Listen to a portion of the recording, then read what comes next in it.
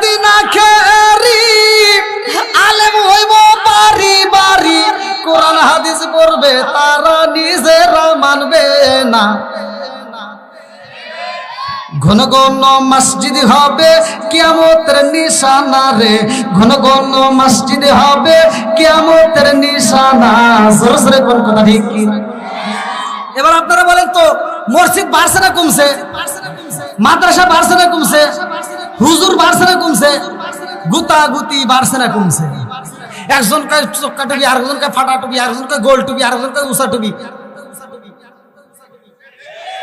কথা কয় না রে ও দরদি,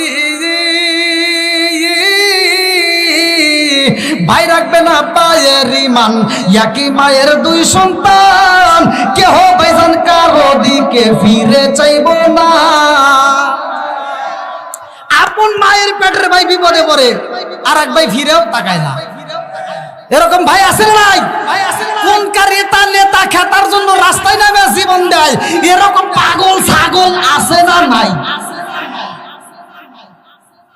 তোর ভাইয়ের সাথে তোর দ্বন্দ্ব লাগছে, 5 বছর কথা বলো নাই, 7 বছর কথা বলো নাই, তুমি মরবা, তোমার ভাই খবর পেলে পাগলের মতো ছুটে এসে বাড়ি দিব। কিন্তু তুমি যেই নেতার জন্য রাস্তায় নেমে জীবন দিছাও, ওই নেতারে যদি ফোন দেয়, নেতাকে আমি ঢাকায় মিটিং আছে ওটা খবর দে, কথা কই না রে?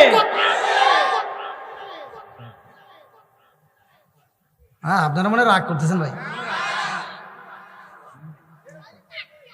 হ্যাঁ চলবো? যাক, 11টা তো বাজিয়ে গেছে নাকি কোন? তাই না টুই না আর আধা ঘন্টা? হ্যাঁ ওরে বাবা, কয়সা আছে এটা কোনো কথা হলো? আমার কালকে আবার অনেক দূরে ভাই, 2-1 জন উঠে গেলে কাম হবো, তাই মনে হচ্ছে ধরা ধরা একটা রাস্তা ভাই। আল্লাহ আকবার, আল্লাহ আকবার। একটা মানুষ এদিক সেদিক নাই, সব পাগলের মতো কোরআনের পাগলগুলো চায় রয়েছে। আল্লাহ পাগলদেরকে কবুল করুক, সহায় কোন হবে। আর একটু জোরে কোন আমিন। আচ্ছা, আমি যে ডাইনে বামে কথা বলতেছি, এগুলি কি কিছু বোঝা যায়? এগুলি কি ভালোর জন্য বলি না খারাপের জন্য? নাকি আমি কারো হিংসা করতেছি? আমি কি কারো বিরুদ্ধে বলতেছি?